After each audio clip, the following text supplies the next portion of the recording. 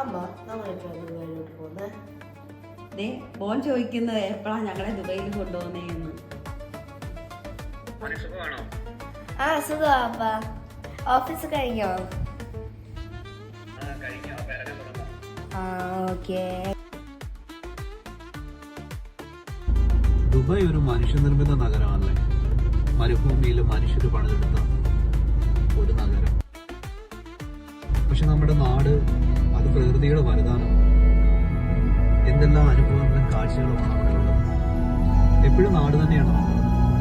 അപ്പ പറഞ്ഞത് ശരിയാണ്. നമ്മുടെ കേരളം എത്ര മനോഹരമാണ്. നദികളും കടലും കായലുകളും കുന്നും മലകളും കാടുകളും പ്രകൃതി രമണീയമായ സ്ഥലം. ഹിന്ദുവും മുസ്ലിമും ക്രിസ്ത്യാനിയും തോൾ തോൾ ചേർന്ന് ജീവിക്കുന്ന ദൈവത്തിന്റെ സ്വന്തം നാട്.